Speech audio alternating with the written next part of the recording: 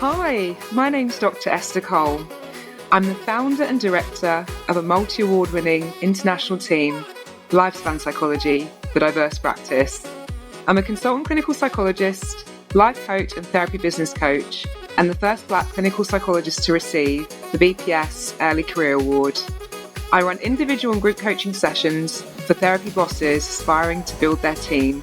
BOSS stands for Business Owner Support Squad. Welcome to the Breaking Through Therapy podcast. This is the only podcast that supports you to come on the show with your therapist at least 1 year later to talk about the breakthroughs that you've made along your journey and its impact on your life ever since. So this is the Mental Wellness Podcast for people interested in having talking therapy, professionals who deliver talking therapy, and everyone in between.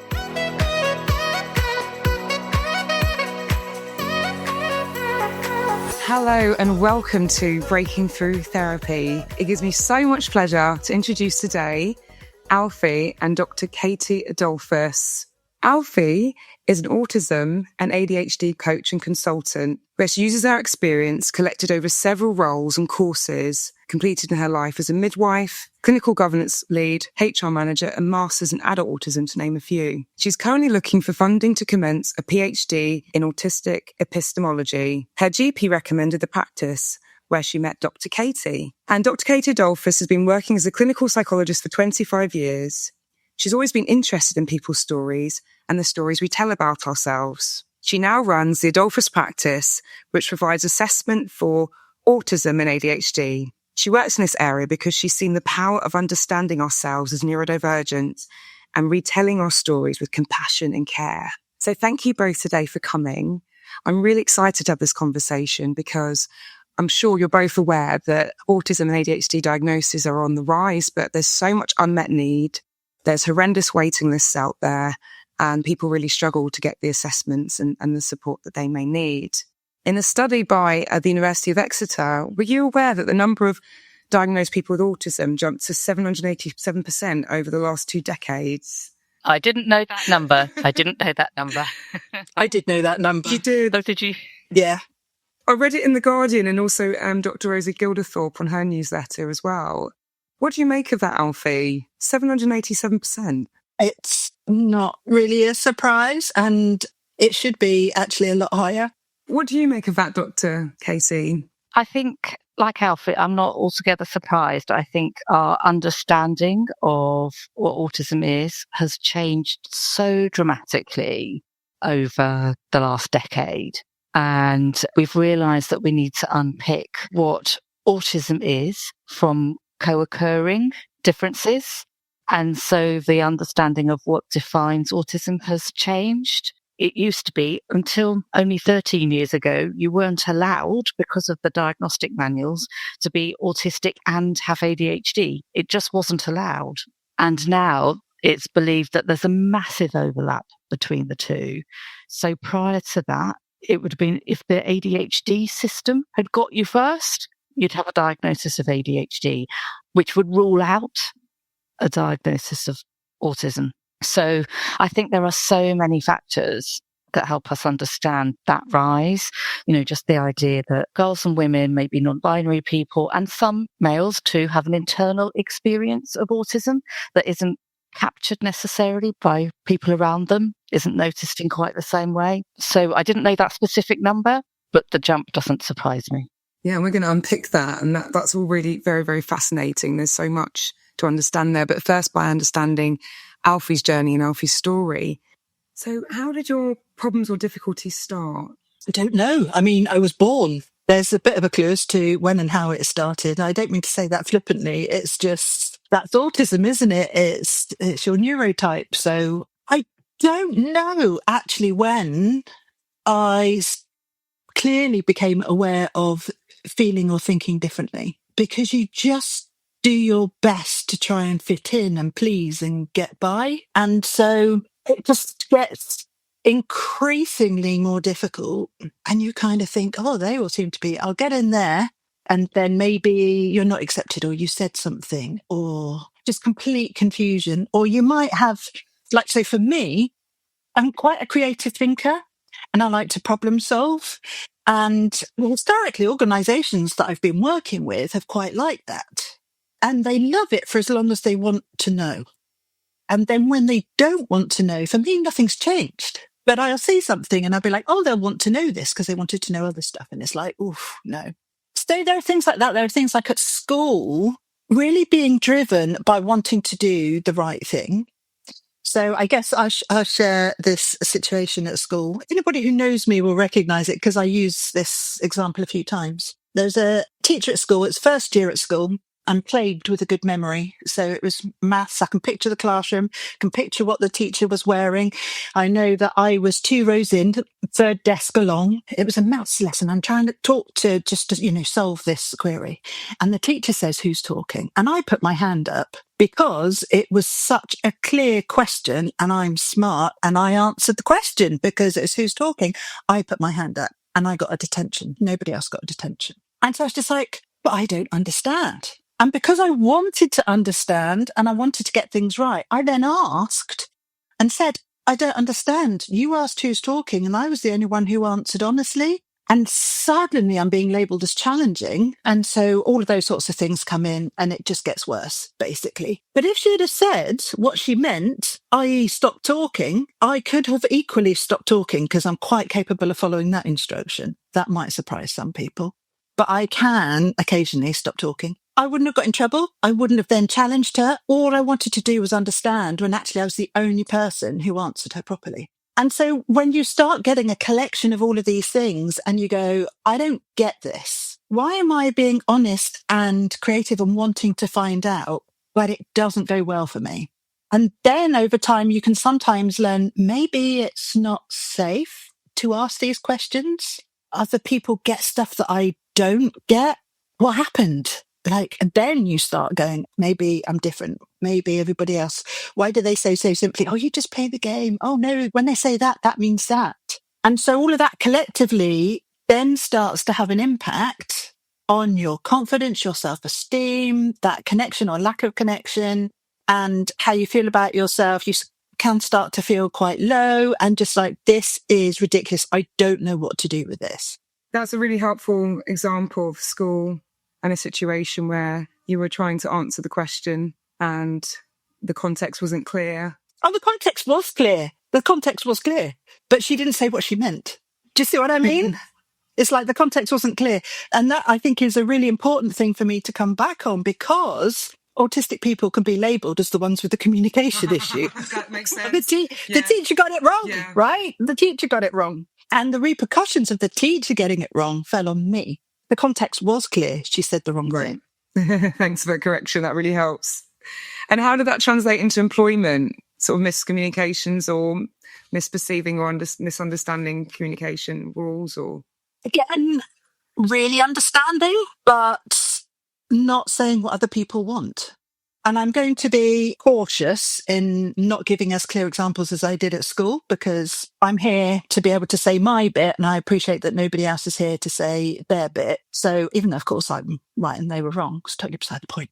But like I said, when you see things and you get invited to express and for your skills to be used, etc., you then can get into a bit of a pattern of that. So my ability to problem solve. So let me say I was responsible for the clinical elements of the maternity services litigation authority assessment. So back in the day when I was a midwife, all maternity services went through that and you had to demonstrate you had certain things in place and that gave you a reduction on your insurance premiums because obstetrics is one of the highest risk areas to healthcare, etc., litigation wise. And one of the things I noticed was that our compliance with a certain level of caesarean section category was really rubbish. It was something like 16%. Only 16% of our deliveries met a certain thing. Promise this is relevant. It's like I'm autistic. I feel like I need to give you details. So like 16%, and we missed it. The ones that missed it, on average, missed it spectacularly by almost an hour, right? This was part of my responsibility to go, we need to improve that. What is the process? Let me look at the details of this. Do you know what? We could just swap the order of those two parts of the process. It doesn't cost the trust anything. And so really properly looking into it, simple, no cost thing. Our compliance went up from 16% to over 60%. And our average delay time came down to just under 10 minutes. You know, that was quite popular. And I won a Trust Service Improvement Award, and it was all quite cool. And so you kind of like, that's been quite well received. And you go, they're talking about this. I've noticed this. We didn't ask you to look at that. Oh, but what you're doing is like really important, but like, no. And you start to fall out with senior people. Like the old analogy or the fairy tale of the Emperor's New Clothes, they did not want to hear they were naked, even though you're saying it in their interests. They're like, no, because suddenly it's your fault for embarrassing them. And that's so helpful, that example, the Emperor's New Clothes. Yeah. You have to pretend that he's wearing the most spectacular clothes, right? And other people can pretend that. And I'm like, but that's not actually true, which is also why I have a bit of a struggle for going by the name of Alfi, because it's not true. And every part of me is going, but it's not true. We're going to come on to that. Out there. We're going to come on to that. Just like that's like the repeated thing of then going, okay, so that didn't work, and then you get into another organization and a similar kind of thing. So that's how it impacted work and career. That was really helpful, thank you. I just want to bring Dr. Katie back into the discussion here. So anybody listening, it's difficult, isn't it? So if they manage to get in front of you, there's different pathways. Can you talk me through how they do and then what an assessment looks like? Of course. When people come to us, the way our service is set up, people can refer themselves to us, and we'll have an initial conversation to talk with them about what brings them here, what makes them wonder about having an assessment, just to make sure that it makes sense for them to use their resources in this way, and also to kind of get the sense of their background, a bit of their story, so we're doing the right thing by them. If we proceed to having an assessment, it's got a number of different steps in it. So we have conversations, and over a course of a number of appointments, we have conversations about what childhood was like, school life, friendships, family life. We have conversations about any kind of physical health or emotional health history to make sure that we're really understanding the person that we're working with in the context of their life experiences. And we also use some standardized kind of interview guidelines and observational kind of activities, where our key purpose is to explore whether the person we're working with is approaching those tasks and those activities and questions in a way that suggests they're autistic or not. So you'll be familiar with the NICE guidelines, which guide us about what is required to make a valid discovery that somebody's autistic. And that talks about looking at somebody's history, looking at how they're doing right now, doing some observational tasks. And we use some of the standardized, really well-known structures and assessment tools. We also ask the person that we're working with if they have somebody in their network they feel close and safe to who could contribute their perspective. So that might be a parent or a sibling or a good friend to give us another perspective. So what we do is pull everything together in as helpful a way as we can. That's really helpful. Thank you. So a number of appointments, different types of assessment, including observation, interviews, asking somebody close, parents. Does school get involved as well? When we're working for children, absolutely. Yeah. We speak to school, ask them to fill in some questionnaires. And I think for lots of people who have the internal experience of autism, it might not be very noticeable at school, or teachers might not have seen the degree of impact and hard work that's going on. But it's really important to hear what school do see so that we can guide our kind of reflections afterwards and any recommendations and things that we think might be helpful. That's really brilliant. That's really, really helpful. And so I've heard you say it a couple of times now, the internal experience of autism. Is that related to masking in any way? My sense is yes. So it's not describing exactly the same thing. Historically, we understood autism to be something that the observer could see pretty much. And the diagnostic criteria is kind of generated on the basis of what other people see. And more, especially as we grew to understand that autism isn't predominantly male, as it was previously thought to be, that there are people who experience the sensory world in really acute ways, and those social communication differences that Alfi's described, but kind of keep it squashed in so that they fit, so that it's safe for them. And masking is about the conscious and unconscious things that people do to squash down those differences and make them less apparent to the world. I don't know, Alfi, if that fits your sense of those two things. It really does. And oh my gosh, I wish that I could remember who said this in order to give them credit. And the NAS Professionals Conference a couple of years back, somebody, for me, brilliantly described to all those people going, yeah, but we all mask, don't we? And it's just like, well, there's masking to adjust your behavior to a situation. Everybody might do that. But then there's masking to suppress actually who you are in order to fit in and to be accepted.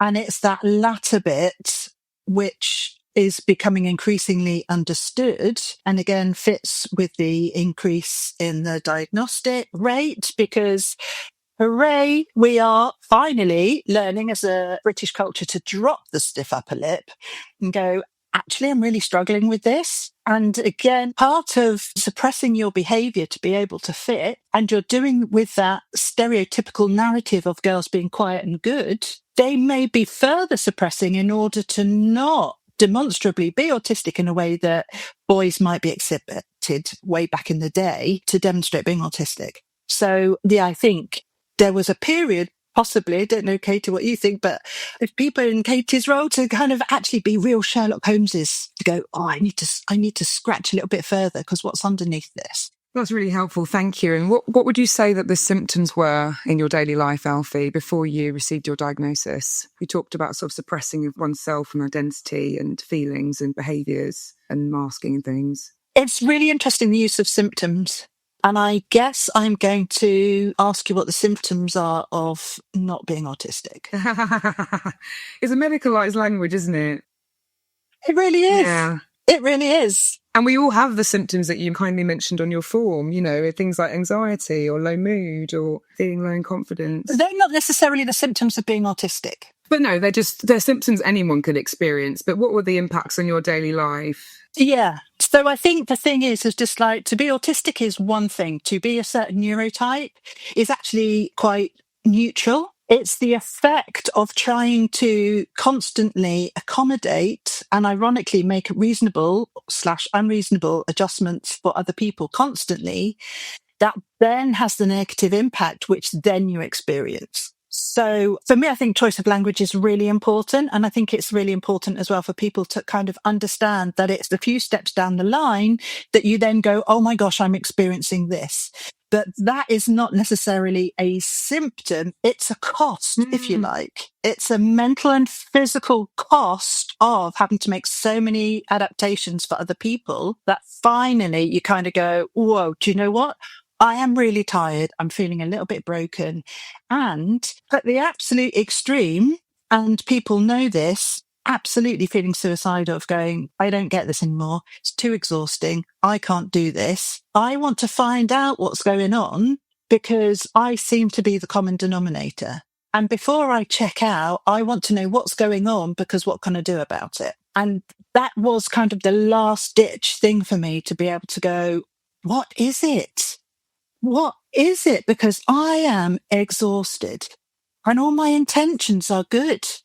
I try and please people all the time. I am so sensitive to being rejected. I speak truthfully. I don't get why that's not good enough. So really trying to understand the cost of actually trying to live well, that's where it came to, of going, I need to be able to understand this more. Okay, let's take a pause there. Come and have a free 15-minute consultation with one of our incredible multi-award-winning practitioners at Lifespan Psychology, the Diverse Practice. We're a multicultural team of doctorate-trained psychologists, psychotherapists and counsellors offering assessment, evidence-based talking therapy, coaching, training and consultations. We now also offer ADHD assessments in person and online. We work with a range of corporate, commercial and holistic companies and accept private medical insurance, referrals from the NHS, social care and rehabilitation companies. We also offer a range of fees for self-funding clients. Contact us at info@lifespanpsychology.co.uk or www.lifespan-psychology.com and follow us on our various social media channels in the show notes. Our clients at Lifespan Psychology are our true award winners. We're here because of you, we're an award-winning team because of you, and we're inspired to be the best that we can because of you. That's really helpful. Thank you for explaining, because what it is, I think, for a century, we've been measuring the symptoms as I've described them, and then we don't actually understand what's at the heart of that or what's happened, further. You explained it so well, just like having the physical and like psychological and emotional costs of having to adapt, adjust, trying to understand, trying to fit in, being a good person, having good values, speaking the truth, and yet it not being rewarded interpersonally in the way that you see other people being rewarded. So language isn't always going to be great, but we're kind of stuck with what we're stuck with until we have people explain, until we have people unpack it and explain it in a helpful way. And I think it's really important that we have this conversation. And I'm always open to being corrected. I certainly, just because we've got our doctor titles doesn't mean that we're right about everything. The whole process is a process of discovery, as you mentioned, Dr. Katie, isn't it? That we learn with our client as well. We learn so much from our clients. Absolutely. And I don't stop learning every day. Just picking up on what you said, Esther, about always being kind of open to being corrected and what have you. The autistic community have revolutionized both our understanding of autism in recent times and the framework and language use that's appropriate and fits and resonates with the autistic experience. So if I were to look back at reports that I wrote a number of years ago, or conversations that I had, or what have you, I would now be, I'm sure, somewhat horrified by the language that I use, which was the language of the time, but certainly doesn't fit. And there are now lots of autistic advocates who are really calling people to task. They are really describing those emperor's new clothes as not good enough and pulling us along as a group of professionals working in the field, as they so should. It's a real example of the value of remaining open-minded and listening and placing the people who are expert by experience in those expert positions. Absolutely. And as Chris Packham says, if you get one person with autism, you get one person with autism. So we're all unique. Every brain in the world is completely different. Or does Chris Packham say if you've met one autistic person rather than one person with autism? I hope you understand the difference. This is actually another really crucial point about language. So there's some good research that seems to highlight that there is a strong preference for identity first by people within the autistic community to say, I am an autistic person. And professionals and parents often prefer person first. And again, it's just kind of what some people might say, well, but to do identity first, that makes autism define you. And it's just like, well, it doesn't. I'm right-handed. I don't say I am with right-handedness. And I don't feel that being right-handed defines me. It's just a neutral point. It is a key part of my identity. I don't feel that it defines me, but nor do I feel I have to distance myself from it by saying I have it. So, for example, I have this peachy kind of top. I can choose not to wear it. I can't choose whether or not to be autistic. I don't live with autism. Autism hasn't once done the hoovering. It's within me. And so there's a sense of primarily an individual's preferred term is the most important thing to go with and be guided by as the person themselves as to what they prefer, because it's part of their identity and it's part of their validation, etc. But generally, in order to say, look, we don't have to be distanced from this. I am grey-haired with a bit of colour in. And, I'm not with grey hair. It's just a part of my intrinsic makeup. But I get as well that for lots of people, grammatically, it doesn't make sense. So there are so many things, but I think it's just, especially in a neuroaffirmative thing, to kind of go, actually, there's no shame in being able to say that I am autistic. That does not mean that there aren't other really important parts of me, but I am still autistic. And we were talking about the impact of having to change your name on the podcast. We had a little conversation about that last week, didn't we? And how that made you feel. Did you want to say something about that? Yeah, because I think, again, it sort of leads into the why or why not go for an assessment. Why would people want to go for that point of discovery? Again, it just provides information. And when you've been questioning your identity and why don't I fit and what's wrong with me for such a long time, to then discover actually nothing's wrong with me is an intrinsic part of my identity.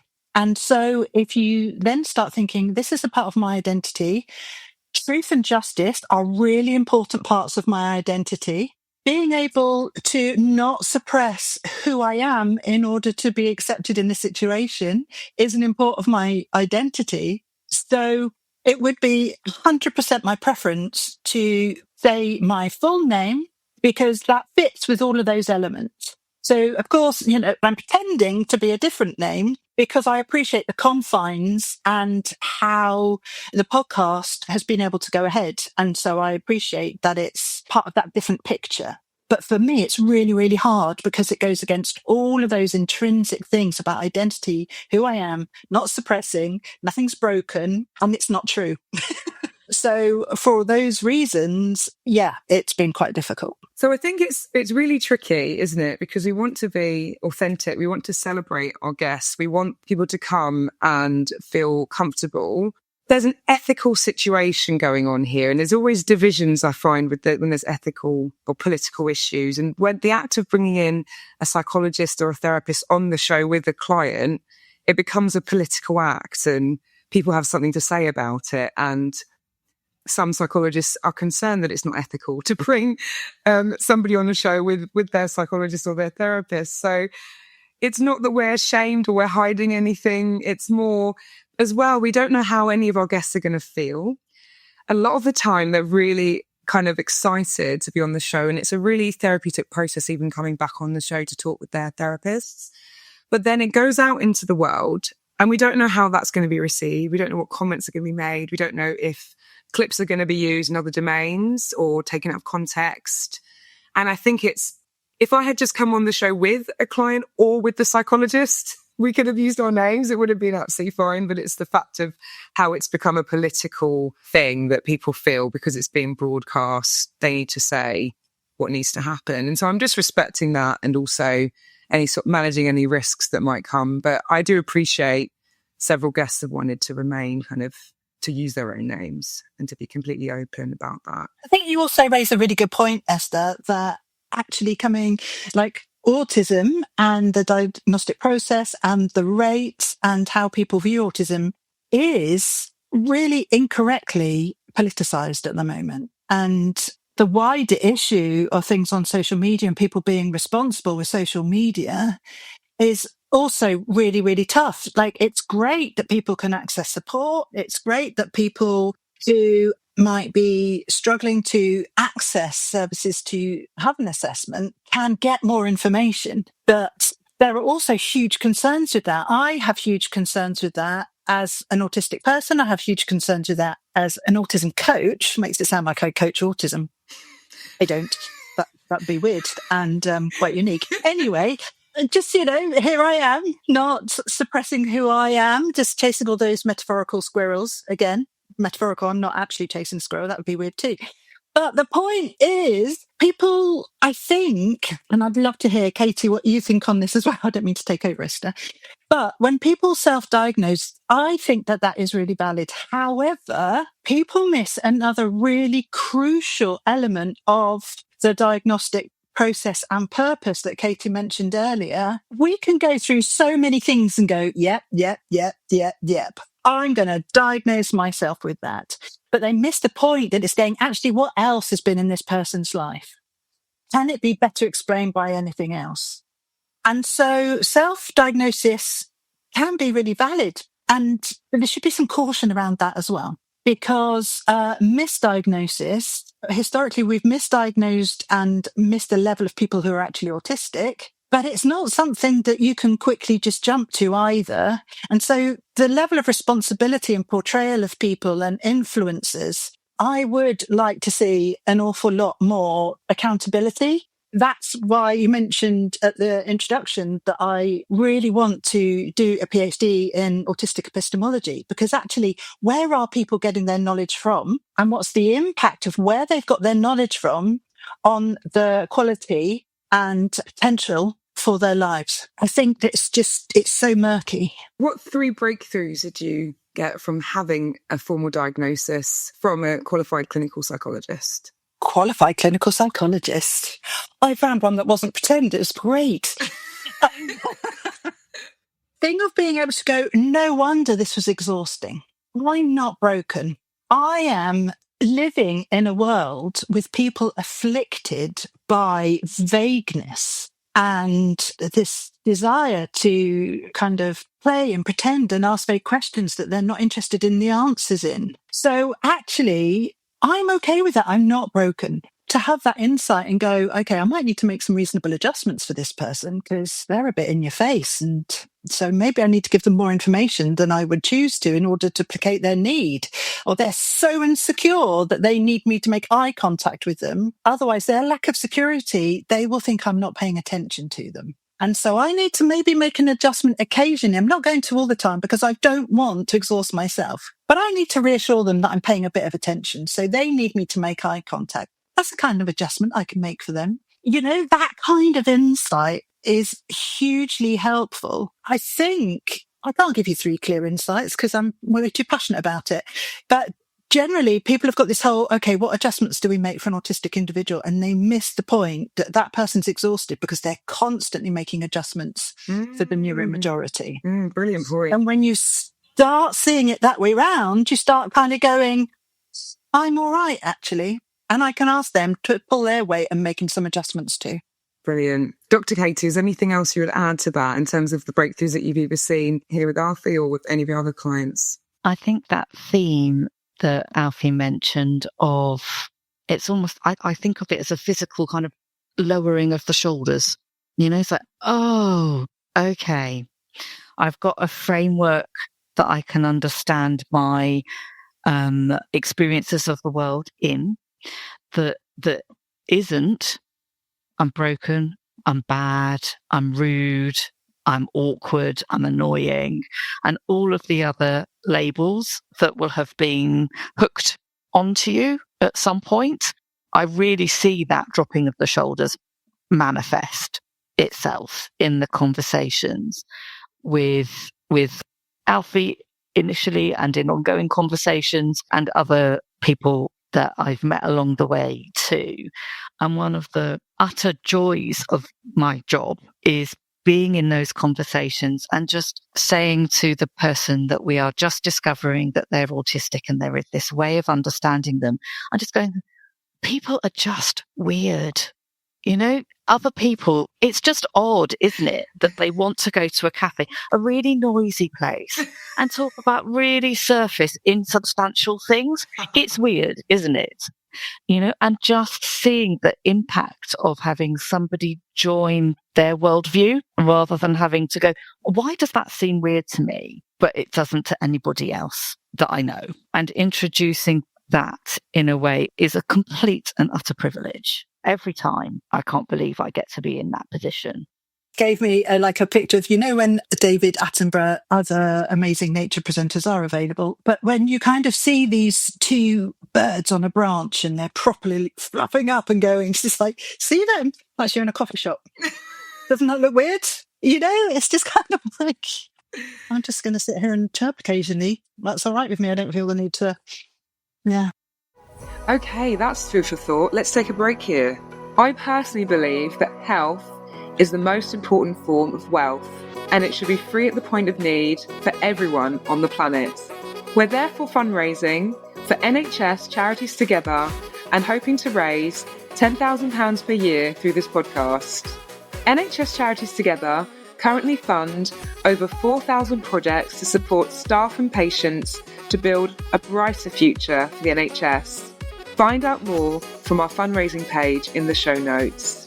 This podcast is free to listen to, but we recommend a one-off donation of the cost of your therapy session or anything you can afford so we can reach our £10,000 target every year to support the NHS. I've donated the price of my therapy session, and my company will continue to sponsor this podcast and fundraise for the NHS as long as we're able to. Please rate, like, share and subscribe to this podcast to spread the word. If you would like to sponsor us or feature on the show, please email info@breakingthroughtherapy.com. Could you help us, I'm going to start with Alfi, with what autistic burnout means? Because you talked a lot about exhaustion, how exhausting it's been, your entire life having to make adjustments and try and understand and fit in and mask and suppress and all the things we talked about. What is autistic burnout? So I think autistic burnout is something that different people may have different interpretations of. I think autistic burnout is different to typical burnout, but I am immediately aware I've said that not knowing what typical burnout is. So I don't know that I can actually make that statement. But autistic burnout, when you are really trying and constantly looking to fit and to do well, I think, okay, so I'm going to use a financial budgeting analogy without asking anybody any personal details. This is, for me, more helpful than spoon theory. So if you get paid and then you have to somehow work for your finances to last the month before you get paid again. Now, you may budget for things that you have to pay out on that you don't want to. Standing charges for gas, just in case you want to use it. That's particularly annoying. Council tax. Even though you know you're going to eat through the month, you can't buy all your food in one go because you need fresh supplies each week. You might want to go and see friends. Even something you want to do still comes at a cost. And you have to budget in order to make your financial resources last the month. Now, something might happen that you're not expecting to happen. Now, if you've been able to pace and have enough reserves, you might be able to meet that additional need. Your car might break down, the boiler goes, all of those kind of classic things. If you haven't got enough in reserves, you might have to max out the credit card or take out a loan. Now, the next month, doesn't matter how much you pace, you're not necessarily, even the stuff you want to do, you're not necessarily going to be able to do it because you've got all of those requirements or commitments for your finances and you're having to pay back the card or the loan. And so you're straight away in deficit. And if we think of that as an analogy for social budget, energy budget, health budgets, because co-occurring conditions are, so much more prevalent, people can kind of go, oh my gosh, but you did last month. It's just like, yeah, but I'm spent. I'm needing to pay it back. Things are more expensive because you're constantly trying to adjust and fit in. You're ramping up potentially quite a bit of deficit, and that takes a lot of recovery from. That's a really brilliant analogy. Thank you so much for helping us with that. And did you have anything to add, Dr. Katie? Just that I think that we're in a situation at the moment where there's lots of demands on our young people. And that, when I started as a clinical psychologist, I remember in my early years of my career, I met one person who was home educated in years of work. And now it's much more common and much more common amongst neurodivergent students. And I think the cost of going to school can put some students in that kind of accounting deficit. And what that leads to, if you're forever repaying your debts and not able to make any savings, is long-term kind of mental health impact, which is the bit that Alfi started with, which was actually the impact of navigating the world so far had created these mental health impacts that aren't to do with being autistic itself, but are to do with being autistic in a world that isn't set up for you. When you don't know that about yourself and that the people around you and systems around you don't know that about you. That's really helpful. Thank you. I could talk to you for the rest of the day. There's so many interesting topics to cover. I've got one burning question for our listeners around rejection sensitive dysphoria. Can you talk me through that, Dr. Katie? Oh, I was thinking you would go to Alfi first. I will give it a go. I think that the experience of neurodivergent folk is that they have had their intent misunderstood, and they have misunderstood the intent of other people for a whole lifetime. And that in turn leads to lots of kind of corrective comments, even however well-meaning, however well-intended, oh, don't say that, or that was rude, or sit still, or, just be quiet for now, etc., etc. So I think you get a history of having yourself tweaked, which means that when you hear something from somebody, your back catalogue kind of tips you towards going, oh, there's a problem with me. That might be a rejection. And I've got a history of not really understanding when people have rejected me or thinking they have when I haven't. So I don't know if this is a rejection or not. But it's kind of safest to assume that it is, because then I can protect myself. Then I can look after myself and keep myself safe.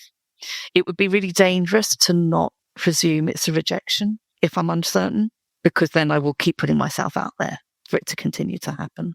So I think that sense that neurodivergent folk interpret things as a rejection and very quickly get sensitive to that makes sense. It's a survival tactic, perhaps. That's my sense. Okay, so there's some research that shows that autistic brains are processing 42% more information even at rest than anybody else. So you are constantly being bombarded with information. And when you're constantly being bombarded with information, it makes sense that you notice things and you notice patterns and all of those things. So I'm not somebody who buys into the superpower and tragedy narrative. There's cause and effect for me. If we're processing 42% more information, of course I'm going to notice more patterns. That kind of makes sense, right? And Katie's right. You start noticing these things, but also when people say things they don't mean, such as, how are you? And you answer the question and they go, ooh, oversharing. You're like, okay, that's weird. So then you start pattern matching, going, they've asked me a question, but I don't think they actually are asking me the question. So what do I think they want to hear? And because you are trying to fit in, I feel that there is a bit of a risk to overcompensate in trying to repair situations that might or might not need repairing because of trying to kind of work out where you should be. And so sometimes that can lead to some connections that you might be more vulnerable in than others. I think that's not what you were asking, but I think it's an important thing to kind of be aware of, because how do you proactively manage rejection sensitivity? And you start... Brilliant. I'm going to plug this person because they make me laugh a lot. On Instagram, Very British Problems Official. And it's just hilarious. Like, ways to say, no, I'm not coming. Sounds great. I'll check my diary. Yes, I'll see you there. And it's just like, and you learn that, right? You learn that to kind of go, that's what's being said, but it's actually not what's being meant. And so when people say they're perceiving rejection, it's because they might well be pattern matching to saying, well, they said, great, sounds wonderful, I'll see you there. I didn't know that was a no. So then you start seeing rejection in things that possibly weren't a rejection. And that's a really hard, isolating place to be. I wanted to end with two fantastic quotes that you put on the notes, Alfi. Did you want to say them or do you want me to? Oh, you go for it. Mostly because I can't remember what they are. So you quoted Mahatma Gandhi and you said, be the change you want to see in the world. Or should I say he said, be the change you want to see in the world. And you also quoted Desmond Tutu. There comes a point where we need to just stop pulling people out of the river. We need to go upstream and find out why they're falling in. Why, with the second quote, why did you put that one in? For me, that sums up an important part of the reason for seeking your discovery. Otherwise there are these behaviours and just keep pulling out the river, but just keep falling back in again. With that moment of discovery, seeking the assessment to get the discovery, you can kind of go, okay, maybe people don't need to fall in. Great. And that really leads nice onto the question then of, if somebody was reluctant to get an autism assessment diagnosis, Dr. Katie, what would you say? I think it's about checking in with the value, the hopes. What would an assessment and discovery bring for you? What are you hoping that it will be helpful about? And what are your concerns that kind of pull you back from doing it? And talking to someone who can give you the space to consider those questions, to make sure that it is a right fit for you, and immersing yourself in the autistic world, in the autistic community, and seeing if it's a decent fit. Does this help me make sense of myself? And in that process and in that journey, we'll come to that kind of neutral point of there's the exhilaration of finding your tribe and your sense of self, and the fact that there are others who find the world as baffling and as weird as you. And then there's sorrow about the challenges that has caused along the way to reach that kind of neutral point that Alfi described so well. It is part of me. It's not all of me. It's not everything about me, but it just is.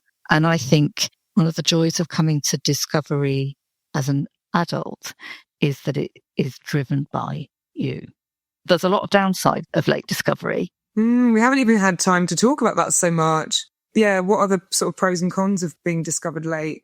I think it's the hard work that's gone into getting you there, the hard emotional work of getting you to that point. But one of the nice things for us as practitioners and as clinicians doing this work is that if you're working with an adult, they absolutely want to be there. And for parents listening then, what would you advise if they were concerned? And I'm open to either of you answering.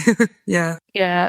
I think it's the same thing, really, thinking about what value will it bring, and actually thinking, if I were to understand my child using this lens, this framework, what would it mean for us? How would we do things differently? How would that impact your child's sense of themselves and all of those things? And I think coming at it from a position that autism is just a neurotype, can be a really helpful place to start. Thank you so much. And if people wanted to get in touch with you, Dr. Katie, how would they get in touch? So our website is theadolphuspractice.co.uk. We're on Facebook as the Adolphus Practice and Instagram as the.adolphuspractice. Do you or your team offer a free 15-minute consultation or? There's a lot of information on our website about what the process is, and somebody can email in if they've got any questions that don't get answered, and we'll get back to them to make sure that their queries are responded to properly and thoughtfully. Fantastic. It's been great having you both on the show. Can I just add something really quickly about a plea that I would make to parents? Of course. Parents need connection, parents need support. But my personal plea is that they don't do that through social media, because their child will grow up. And the stuff that's put on social media, the child doesn't necessarily get the opportunity to know or say or control anything that's gone on, but they will become adults, they will become people in the workplace, and there potentially then is a historical thing about difficult situations, etc., etc. I guess I just want to kind of, before there might be small parent groups or close friends, I guess I would just please get the support you need, but try not to do that kind of publicly, because your child will not always be a child. Maybe. This is where being anonymous can be helpful. Maybe we can end on that note. Thank you so much for coming on the show today. It's been absolutely amazing. I could have spoken to you for the rest of the day for sure. I'll put lots of information in the show notes. Yeah, keep in touch. And thank you for creating this space for conversations like this. That has really real value. So thank you for doing that. Thank you so much. And for people listening as well, we'd love to hear your feedback, and do get in touch with us, and we'll pass on any messages as well.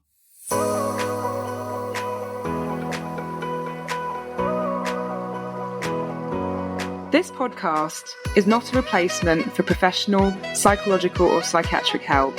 You can book an appointment with our team on info@lifespanpsychology.co.uk, but we do not provide a crisis service. If you've been affected by any of the content and need to speak to somebody urgently, please contact your GP to make a referral for talking therapies. You can contact NHS 111 out of hours or the Samaritans on 116 123.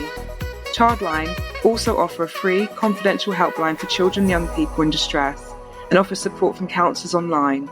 Call 0800 1111 or go to www.childline.org.uk. If you're worried about someone's safety, please call 999 and bring them to the Accident and Emergency Service. You can contact the charity CALM, Campaign Against Living Miserably, or NSPCC for Children. These resources are in the show notes. Thank you for being part of the Breaking Through Therapy community. I would also like to thank the composer of this theme tune. It's called Bliss by Luke Bergs. Let's dive into more conversations that change the courses of people's lives in upcoming episodes.